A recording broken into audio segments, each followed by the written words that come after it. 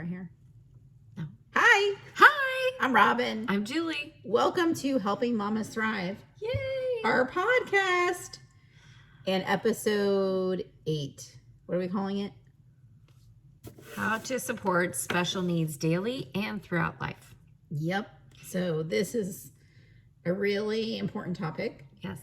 And if you're watching this video, it looks like we're on a split screen. Oh yeah. But we're not. So we're gonna continually go over the things so you don't think, wow, they're in two totally different places. No, we're not. If you're listening to the podcast, just so you know, we do post the podcast on YouTube so you can see our faces. Yes. If you want to.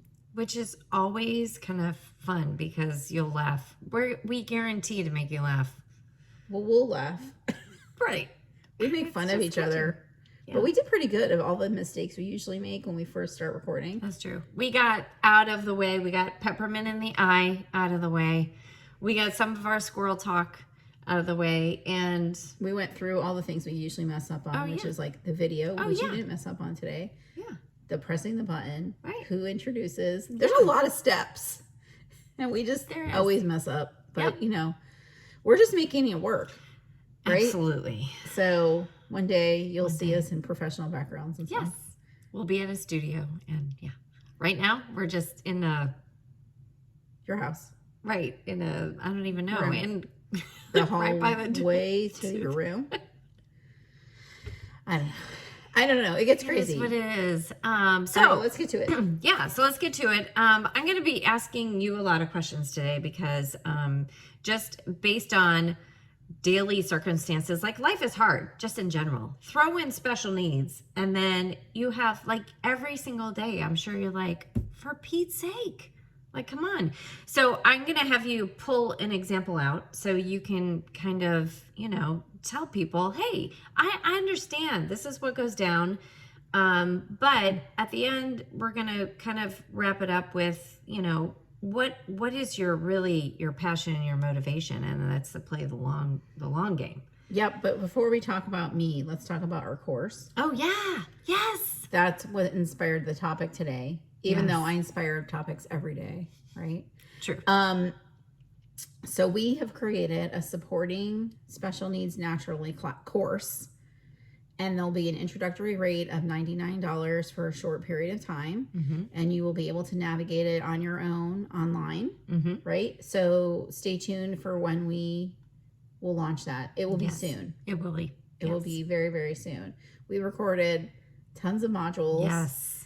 From what you eat to the chemicals you use, essential oils that are popular in the special needs communities, caregiver support, therapies and healing modalities, sleep, behavior, all that stuff. There's like 13 modules, and there's even going to be bonuses that we're going to be throwing in the beginning.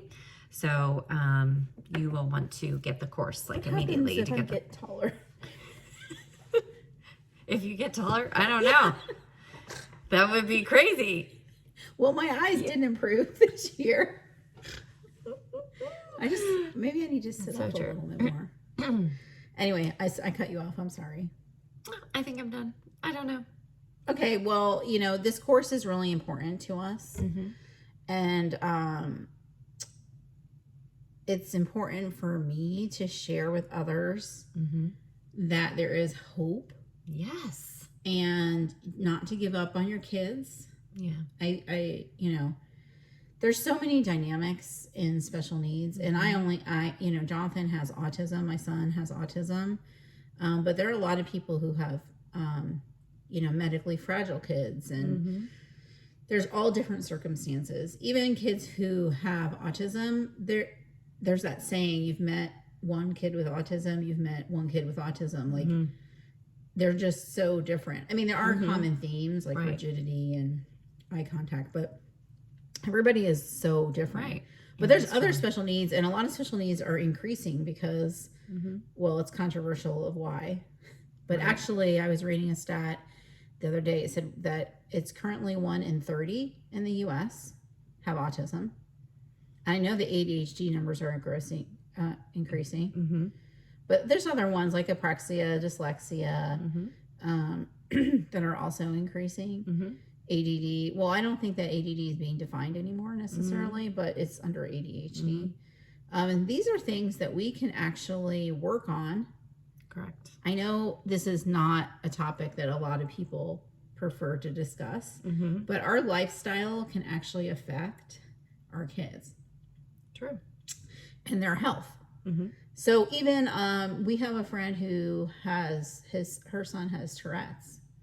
Or pandas, any of those inflammatory things, POTS, those all are inflammatory things. So if you work on the inflammation of the body, sometimes there's an outside influence that creates that problem. But if you are working on your inflammation, then you can help that issue. Right. So we're all about hope, and we're all about giving resources and things that you can do every single day to improve the situation. That this is probably not for people who want the quick fix and who will not venture into anything that's not going to be like the easy button, and this is what everybody else is doing, right? Or it can only be, you know, given by a certain person with certain credentials after their name. Like, you know, this is for people who are like, I want to invest the time, effort, and dollars into actually getting results that are going to restore health and balance the body. Like, you know, that's what we're all about. Yeah, and it's hard because there are a lot of naysayers and people think we are crazy. I mean, even my own dad, when he was alive, he just thought I was making my life harder. Yep. Like, I felt very adamant about this path. And what's shocking, and hopefully you guys have listened to our stories in the first podcast, but you know, my dad's a pharmacist, so is Julie's. And you know, I had never been exposed to anything natural, but when the doctor wanted to put him on that medicine that causes estrogen dominance, like the man boobs, and nobody could tell me that it would work, and nobody could tell me what side effects he would get, and he couldn't express like typical ones, like I feel dizzy or at the time, but most of all, my ex-husband and I at the time, we just didn't want his personality sacrificed either. We had seen, you know, seen some kids who were on that medicine, and everybody has to make their own decision. I'm not saying anything about you. This is my situation. And we just didn't want to do that.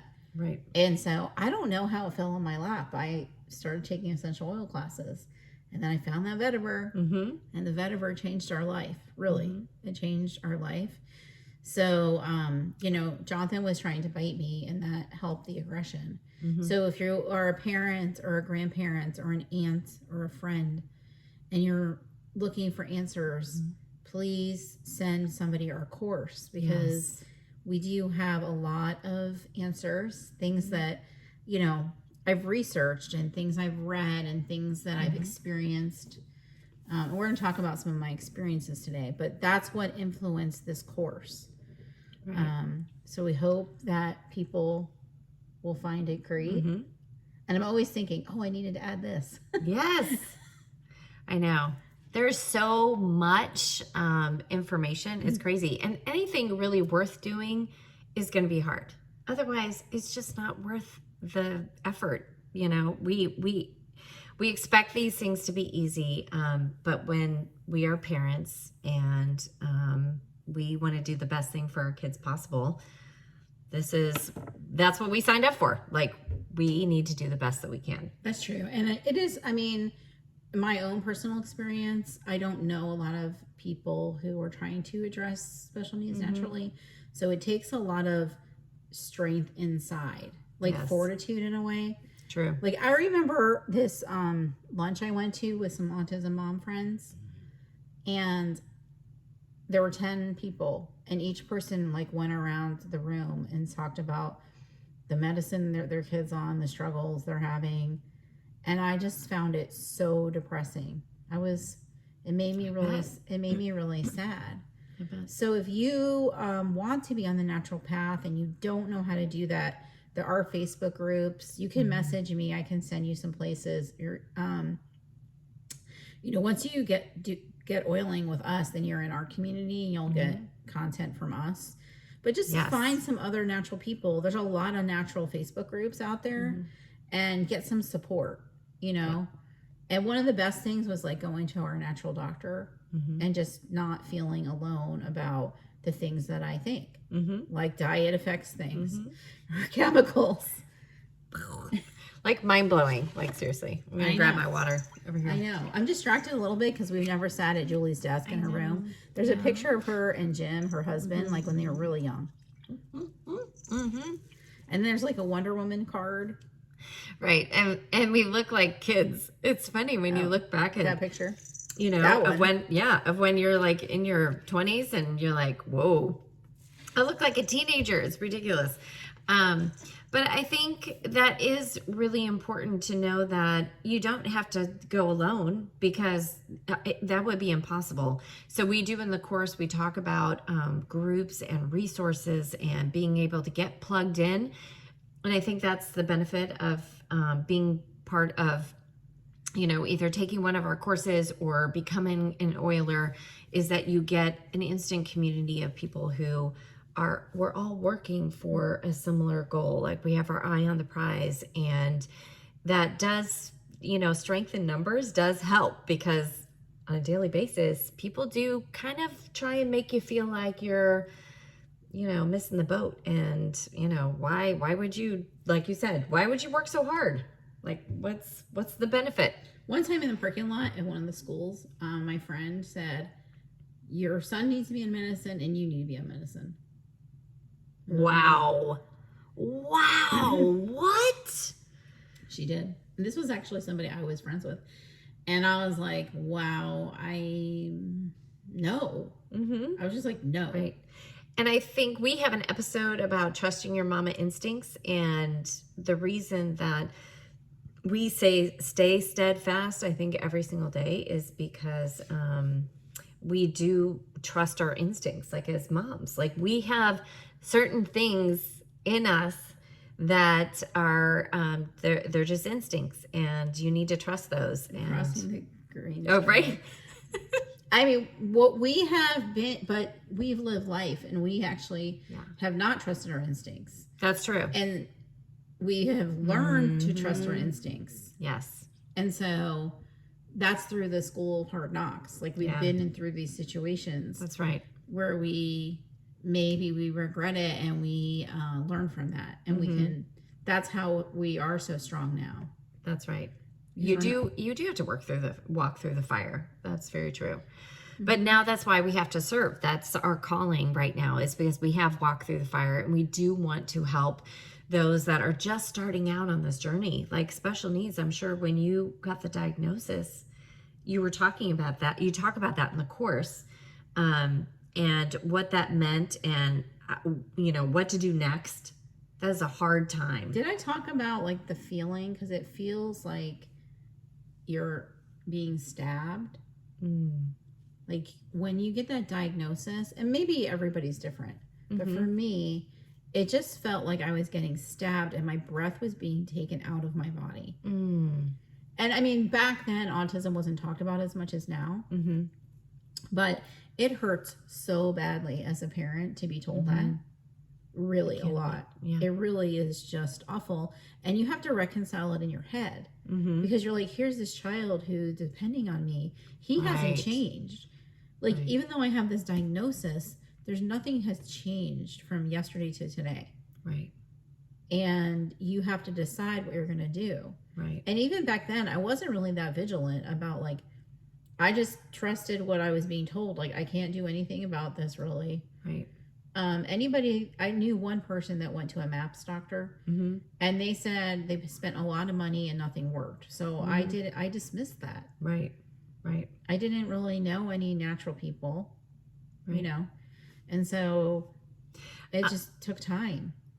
This is a question that just popped into my brain, and this is totally off cuff, so I don't know if you want to answer this, but can you have a foot in both worlds?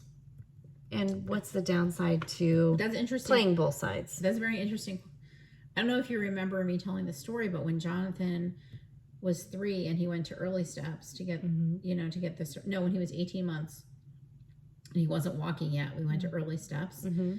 Early steps is like a federal program that helps fund support from like early intervention up until age 3. Mm-hmm. So in Orange County, where I live, well, in Florida, once you turn 3, you go into the school system. Okay. So the 18-month or earlier to the 3 is when the government. Okay. And the doctor who evaluated him said he had a foot in both worlds. Mm. And what do you do with that? Right. Like, it hurts. And a lot of people, we did talk about this in the course. So a lot of kids have these things called splinter skills. So, they can't sit probably, but they can add, or they know their ABCs, or they have these amazing skills. And so parents get really caught up in it because they're like, well, my kid can do this, but they can't do these other things. Right. And one of the directors of one of the schools that Jonathan had gone to, she told me, if you can't sit, you can't learn. Wow. I mean, I know there's different concepts about how to learn. Right. I'm not saying that those are not valid. But in this situation, these kids, they can do the ABCs, but if you can't sit, you can't learn in a normal environment. In a regular school environment, you actually have to be able to sit. Right. So that was life-changing statement for me. Yeah. Because you do get caught up in, well, he knows that he knows these music and this and that. And you just want to be normal. Right. And I remember when my daughter, like when I would take her to Gymboree, and I'd be like, look at the eye contact. Like, I remember talking to parents, and I was like, oh my God, look at her eye contact. And people are like looking at me like I'm cuckoo. But compared to my son, it was freaking amazing. It was totally normal. Right. And everybody took for granted those other parents. I'm not saying they're bad. I'm just, why would you not? Like, they took for granted how amazing those milestones are. Yeah. But I didn't. And a lot of the times I actually didn't even realize how behind Jonathan was until Ella. Oh, gotcha. Right. And I remember one specific day when I was toting the kids to speech therapy. And back then I ate McDonald's, and I had bought McDonald's fries. I know this is funny, right? That's so if you know anything about Robin right now, that's like, what? Yep. I can't even imagine it. I know, right? So Ella was, I think she was 18 months. Okay. Or maybe, okay. I think she was 18 months. And so Jonathan was like 3.5 or something. And the speech therapist is saying, Jonathan, say pa. So, Jonathan, say pa, you can have this French fry. And Jonathan is not saying anything. Like, he's sitting there. And Ella is like next to him going, pa, pa, pa, pa, pa, pa, pa, pa. And I just started crying. Like, it was so easy for her. Right. It was so hard for him. Right. And as a parent, you just don't, it just hurts. Like, yeah. Look at your 2 kids. Yeah. Like, it was so easy for her and so hard for him. Oh. And that was a blatant, like, okay, really, he is very, I mean, I knew he's delayed. Right. But to see your younger child surpass him. Right. But that's really interesting because, and we're going to get into your example, but, and maybe you can just talk about your example, but with that sibling, I bet it's really hard for the sibling too, to understand or have empathy, but then also your attention, needs to go to the one that needs the oxygen mask before the other person probably, because they can handle it. Is that hard? Like, how do you handle that? I mean, that's thing? like a whole therapy session, but That's yes, I think the siblings always feel like the other one gets more attention. And I made a lot of very specific decisions. Okay. Like so she didn't feel like that. Like my mom would take my son on a date so I could take her on a date. Okay. At night. Like, she had an activity that I would just take her to with no Jonathan. So it would just be me and her.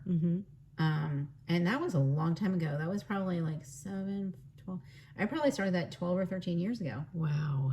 And so my mom would take Jonathan so I could spend that time with Ella. Okay. So that's one. Okay. Like it just, every week I had a date. I had that night with her. Okay. And she That's may awesome. have felt still that everything was about him. But I knew that I was making special time. Right. And it just That's upsets huge. me because I know that it's so hard for her. Oh, yeah. And a lot of things, your battery. I know that it is hard for her. Yeah. And the younger they are, it's harder to reconcile. Like, we have to leave this party. Right. Or like one time, Jonathan, when he wouldn't get off Splash Mountain at Magic Kingdom, and Jason and I had to do this maneuver. And it was hot and people were staring at us. And we had to do this maneuver to like get him to walk because he would drop from Frontierland to our car. If anyone knows how far that is, like that is, I cannot even imagine. For just a normal walking, it's far. Right. But and he would drop and we'd have to pick him up and we're sweating and Ella's crying because she doesn't want to leave. Yeah. I mean, I'm sure that's in her organ somewhere. Like, I'm sure that was hard. And so what I did was I left Jason with Ella and then I came back at like midnight to pick them up. Oh my goodness. Oh my goodness. I cannot even imagine. That's when we lived in Hidden Stream too. It wasn't even close. Right. It was really hard, but so you do like make up, you try to make up for it in other ways. I think she'll probably always feel that he gets more attention. Right. But I can say at the end of the day, I know that I tried really hard. Right. And I think that's huge because that is, as humans, like we do strive for that. And as if we don't get the results, we at least can go to sleep at night knowing that we did try our best. And so would you say just on like a daily basis, things go south, like something happens with your child with special needs and then the sibling comes undone because of that situation and things start to escalate and you might, like you have your mom sleeping with you. So you even have to protect her. And then you have to work on your own adrenal support because your adrenals are shot, like your own stress. Like, how do you manage when everything starts to go south? How do you get through it? And how do you, know that I'm not going to do the quick fix.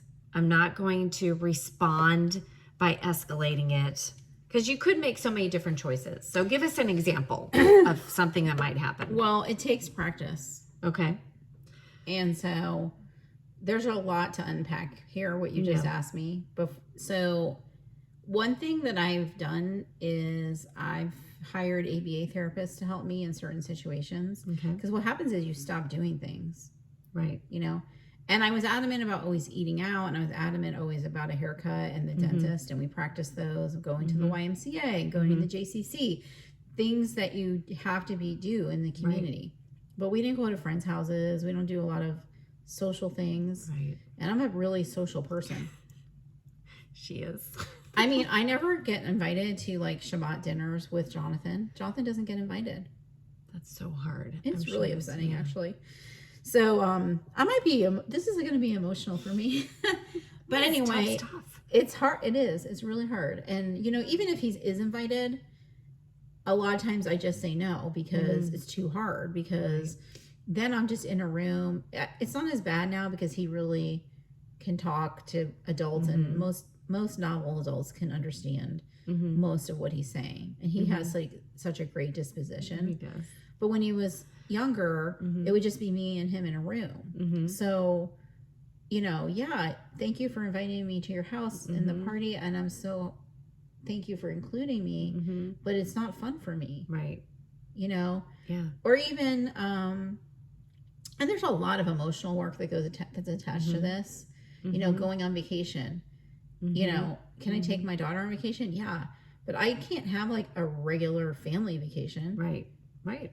Without a helper because of those situations. Right. So the sibling like freaks out. So, in our situation, like today, what happened was, Jonathan woke up late. Mm-hmm. We have a routine. You know, we do oils. Mm-hmm. And I was going to be gone for the rest of the day. I had to work out. We're going to record this podcast. Mm-hmm. I'm not going to see, I wasn't going to be home. So I had to Right. pack all my waters. Right. Because I don't drink any water. And if you're not going to stop at a fast food place, you need to have food and then pack some food, or, you know, figure that out, because you don't just stop anywhere and get anything. No, I would not do that. So, I mean, I still eat out, but we usually work through lunch Right. when we are recording. Right. And so I had to pack my lunch. Right. I had to pack all of our water. So I had like, you know, several containers of water, because I have one for the car and one for my workout and one. Water is so important. I like to have my lemon water too, so it has to be glass. I mean, there's a lot of things there. And then, you know, Jonathan wanted to leave, but I told him that I had to eat breakfast. Right. And because I was working out and I don't eat fast food, we had to cook breakfast, and he was really upset. And he had already tried to push my mom because he was upset that I was looking for my socks, and like he wanted to leave. Right. Yeah. And Ella was running late. And so there was just so many things happening. So Right. my mom left the room. She was trying to help, and she was like, this is not Right. good. So she left. And Jonathan is freaking out. And then Ella comes out, and she's like, where is Nana? And I'm like, I don't know. Right. Maybe she's hiding in her room Right. or her car. I don't know. But the long story short is Ella got really upset. Right. And so when that happens, everything escalates. Right. So then Jonathan came at me. He pinched me. I have like a bruise. Yeah. It hurts. And we've practiced this through the aggression. Like this is, you know, the aggression has improved like 95%. That's amazing. His impulse control has really, really improved, but it still happens. And as he gets so upset when Ella is upset. Right. And so, you know, it does take control to not blame Ella. Just honestly, I don't ever want her to feel like Jonathan's behavior is her fault. It's not her fault. Right. His behavior is his fault. Right. So she can't think that. I've been very protective of that. That's good. But there are consequences to her screaming, and what it is it unravels him, and then then I take the brunt of it. So in the morning, I like people to go to school happy, and so, you know, I ushered my mom out. My mom's like, "What do I do?" I'm like, "Okay, you go out the front door," and I had to block to make sure Jonathan was not upset. Right. So I unlocked the front door. I didn't escort her out, but I just made sure that she walked out. I closed the front door. I made sure the garage door was closed where Ella had come back in. And then I made breakfast. And Jonathan did not want me to do that, but I told him that Beth said I could not come without eating breakfast, because I do like an intense muscle workout. Yeah. And today we did step with weights and bands and balls. And so you can't not eat breakfast. Right. You just can't do that. So you have to feel ready. So he tolerated that, but he was really, really upset. And I have to stay calm. So that was your question. So like he's yelling, he's saying we need to go. Right. And I'm like, I know that you want to. I stay very calm. That's amazing. But that's probably the key. It is, because sometimes I don't stay calm. Because I am human. I don't always stay calm. I start yelling too. And he's like, I want to leave. And I'm like, we're not leaving. Or whatever. Yeah. Or if there's other things, dynamics happening, sometimes I do lose it. And that makes it worse. Right. It totally makes it worse. So you can keep it together. Yeah. And in the past, not today, because actually when he pinched me, I just started crying because it hurt. And he's so aware now. Yeah. He's like, wow. Yeah. He's like, I'm sorry. He's like, I'm sorry I hurt you. I want a hug. Right. Like, how long you be upset. Right. Wow. Wow. Yeah. I know. But it still hurt me. And it still was stressful. And like, you know, it takes like up to 72 hours for your adrenals to recover after an adrenaline rush. And then I get more upset because I'm really trying to work on my health. Like, I've come so far, but I still have a long way to go. And my cortisol and my stress level is just really hard to fix, and my sleep. Right. Yeah. So I was a little frustrated about that Right. last night because it was hard too. Yeah. And I'm like, how do I do this? Right. So, you every day you make a choice. Mm-hmm. So how I deal with it is I try to stay as calm as possible. Sometimes that doesn't work. When I'm putting Jonathan in a new situation or something it'll be tough for him. I put myself in his shoes. Mm-hmm. I'm like, okay, this is going to be hard for him. So what are the things I can do to make it easier? We can talk about it. I can oil him like 20 minutes before we do it. We can practice it, whatever the case may be. And then we do that action. And I mean, most of the time I can anticipate like new situations or new schedules being hard, but then sometimes I don't know something that's going to be hard. And I'm like, oh, I didn't think of that. Right. And he's really obsessive about the schedule. He's very rigid about the schedule. And so that makes it a challenge if I want to make a change. Right. But I work through that. And then when we have a situation, and no matter what happens, good dynamics, bad dynamics, at the end of the day, when I'm putting him to bed, I just see this beautiful soul, I'm oiling him, and I just, I'm oiling him, and I'm just like calming him. And you had asked me some questions in our course, and I like, what do I think about when I'm oiling him? But usually we're actually talking. He's talking to me, but I'm putting pressure on him as I oil him, and I just have a lot of intention of like, I'm not necessarily saying the oil should help you with this, but I'm just placing my energy on him. That's amazing. I can even feel the energy. Like our hands are so warm. I'm like, okay, that's perfect. Like, how did you know to hit those spots? Like, I'm feeling tension. Oh, right there. Yep. That's so weird. That's my quantumness. I know, right? And I know this about her because you have been through quantum nutrition training and gotten certified in it and muscle testing. So I know these things about her. It's surprise every time it happens. I'm like, whoa, that was like the perfect spot. So that's funny. So it's so great. So I heard some things. Can I say one more thing about that? So when there's a problem. Oh yeah. And at the end of the night though, when I'm by myself, so so I'm with him and I'm like, this is not his fault. And maybe we talk through a couple things like, you can do this better. I know you can, and whatever we say. And then when I'm by myself, I definitely pray and, I have to work on forgiveness of myself and my behaviors and my decisions and, just tomorrow's a new day and never lose hope. Tomorrow it can always be better. And I really try not to carry any baggage. That's huge. But, when I'm in these situations, I'm always thinking, this is not his fault. Right. It's not his fault that he's having this struggle. And that gives me a lot of patience. And I'm not saying that I don't want him to behave certain ways. And sometimes I'm not patient. Right. Sure. But I'm just saying, like, when we would do these tough situations, that would be my approach, that it's not his fault. I love that. And I think that is really huge because a lot of times we don't think about that. We want to alleviate the immediate pain. And so we will choose things that are probably not beneficial for anyone at the time. And it takes a lot of self-control for you to remain calm and to be able to have empathy and put yourself in, his shoes and be like, okay, wait a minute. He's struggling. How can I help? I think that's absolutely amazing.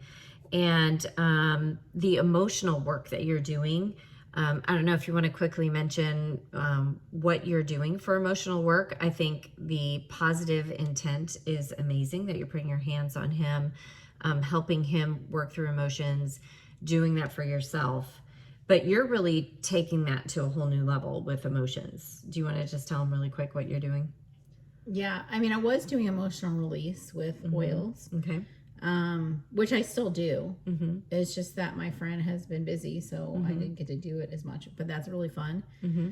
And it helps you process things. And remember, I would call you, Oh, yeah. be like, you won't believe what Carrie said. Yeah. So I did that. I have done that, but I added emotion code and body code. Actually, body code is even deeper than emotion code. So the first one I did was emotion code. Okay. And basically, you know, all our organs hold emotions Mm-hmm. and things even from our parents, like a couple of generations even. So you may not know what is in your body, those why you feel a certain way. There's a lot of subconscious thinking. And I just have been, this has been my thing for like 2 or 3 years though. I don't want to have a disease. And a lot of disease starts from an emotional trigger, not dealing with that emotional trigger. Right. I mean, we know several healthy people, Mm-hmm. and the way that we define health, Right. that had cancer, that got cancer.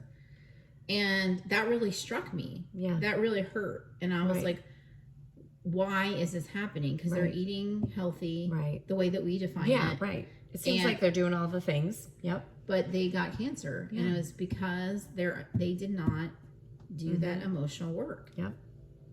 They didn't. It's huge. And I think that people want to just tamp down the emotions or try and take something to make them forget, you know, that they have those emotions, whatever it might be, because it is tough going through it. It does take effort. Yeah, I mean, so that contributes to my old TV problem because, you know, you just kind of want to veg out and not think. Yeah. Right? And so, I mean, I've been trying to watch less TV. I mean, I have less time because I'm trying to launch this business. Right. But you definitely want to like numb your brain. Mm-hmm. And when it's so intense all the time, you just want to do something fun. That's right. Like I can't even watch serious movies because my life is serious.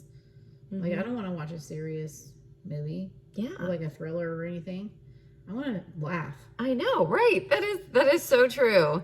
You do get to that point where you just want some reprieve, and we do need to celebrate the wins. So you know, we do need to do that.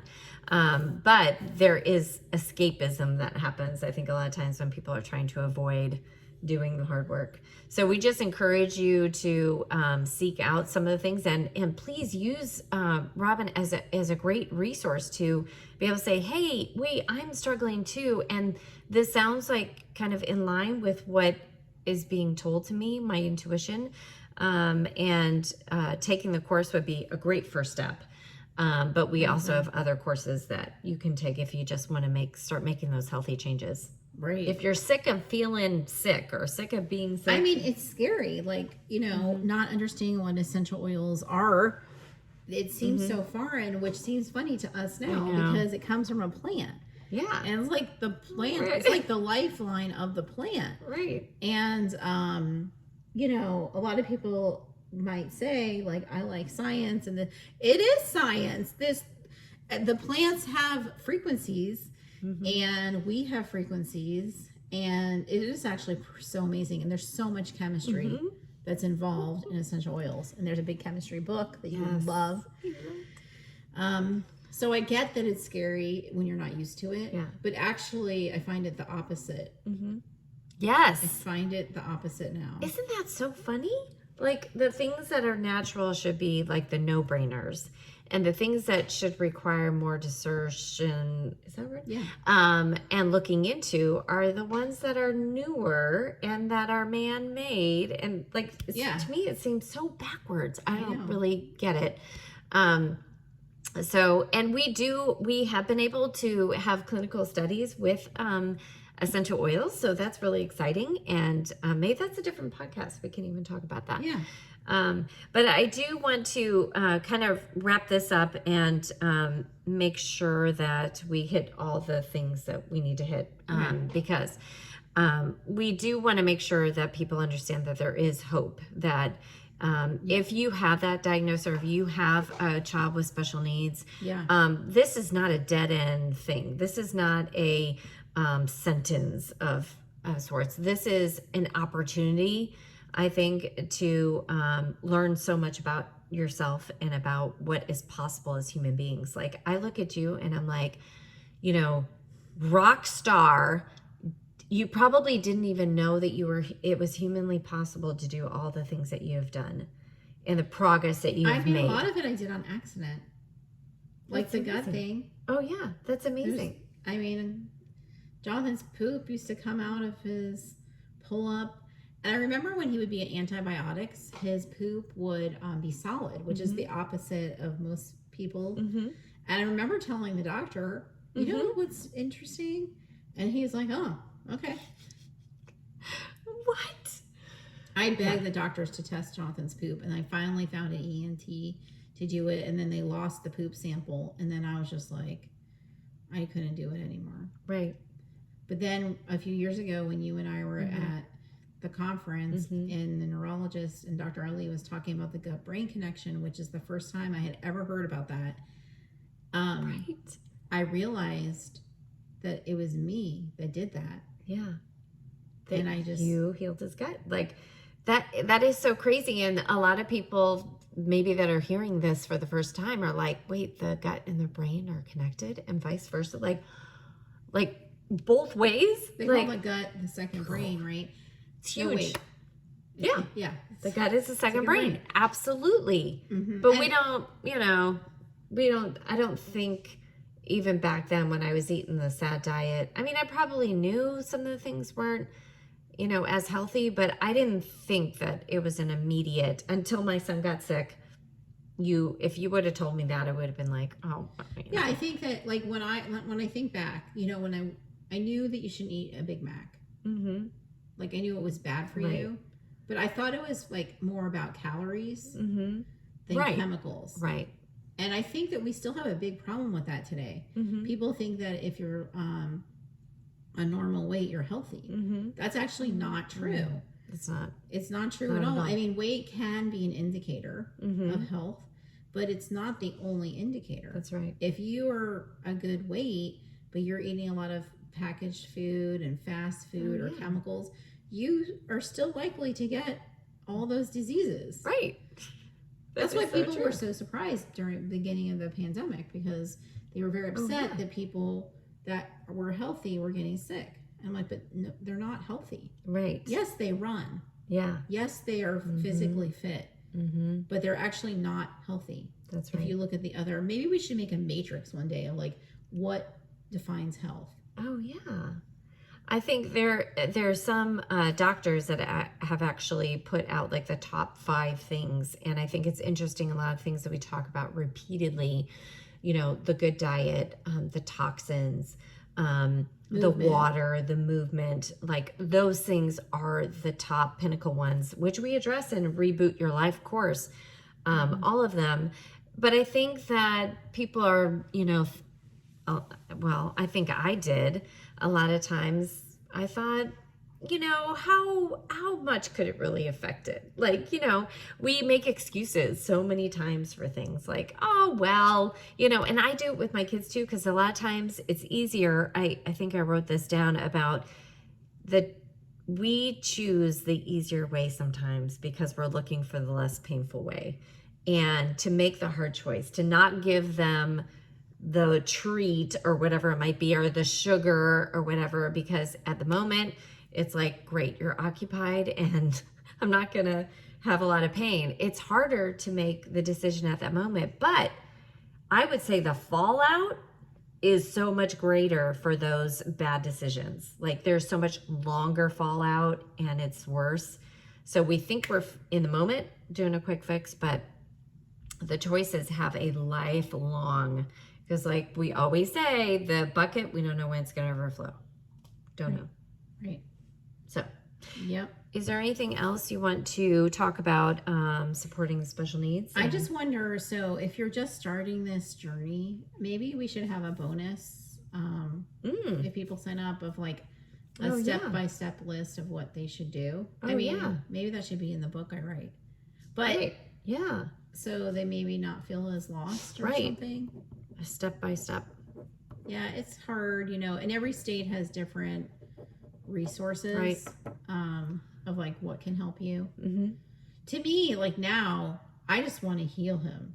Like the resources are great. Right. They help, fund therapies and that kind of stuff. Right. But there's not a lot of people telling me what to do. No. I'm not seeing people heal their kids. Right. I've seen some success stories for sure. Right. There's that book. Mm-hmm. There's 2 books. That other lady we met, Tracy, at the summit. Oh, yeah. And of course, Jenny McCarthy's book. Right. But, there's not a lot of people No. that are publicized. But there are books out there. Yeah. There are books out there. Yeah. And there are people that are doing it. You just have to figure out. Oh, Jody Michuk did. Oh, yeah. Yep. But I think you had to search for those. It's not like it's a commonplace. Like if you would go to the doctor, you got the diagnosis, they hand you this, thing. Like, here is a great option or an opportunity to heal your son. Like they don't even talk, I think, about healing your son. Did anyone ever talk to you about? No. It was just like, here's a medication. Oh, sorry. That you can, No, they didn't say that. The regular doctor was just like, all right. Sorry that he throws up in the middle there and can't get him inside, and Yeah, it's just that's so sad. I mean, I cannot even imagine. Like, but now I understand. Like now I'm like, well, yeah, I was not doing things that were healthy for him, and he knew it. Right, and he tried to not do it. Right. Same with my kid. When Caden went through that, I didn't realize that I was the one who was feeding him all the dairy that made him so incredibly sick and constipated. Like I didn't know. Yeah. But now that I do know, now that I know better, I have to do better. Like I can't rest at night knowing if I just like gave in to that. I can't live with myself, I guess. No, but if you're a mom and you just got that diagnosis, I would encourage you to go through those feelings, feel them, feel them for a day or two, and then take it all and then use it in a positive way. Right. I mean, even back then I wasn't doing it that health-wise, but I was advocating for him and getting things he needed. Right. And fighting for him. And yesterday when I had a meeting, somebody reminded me, I didn't like him working with new people. I didn't remember that because he would take advantage of the new people and then we wouldn't get stuff done. And I'm always about efficiency. Right. I was like, I didn't remember that. But that's true. Yeah. Because I don't like to waste time. That's right. Anyway, so there's a lot of resources out there. I just want people to give themselves grace. Yes. And take care of themselves. And then take action. Yes. So true. So our courses, we have a website. It's called wellnesswithrobinandjulie.com. And we do list our courses on there. The special needs course is hopefully going to be launched very soon. We're not sure when. You might be listening to this a year from now, so it might be already launched. But we are super excited about this because I feel like it does provide a great foundation and an opportunity to be successful with your child and yourself. So and it's applicable for any child, really. I mean, you don't have to actually have a special needs child. It's still information that's really good. Absolutely. For any kid. 100%. It is good. Like I remember people saying at Ella's school, like, I don't know why my kid acts like this. And they had just given them like dye, sugar, more sugar. Their lunch had no vegetables. And I was like, well, I kind of do know why your kids, like, we can't expect our kids to behave when we are not feeding them any nutrients. That's right. We have very practical things in our courses that do apply to everyone, like being a good label reader and what are the different toxins out there that can influence behavior and what to look out for. I never read a label until you suggested, hey, you might want to turn around your peanut butter and look at what's in it. And as a community are being plugged into people who, have the information is really important. Really important. Yep. So that's it. Thank you for listening and watching. Have a great day. All right. Bye. Bye.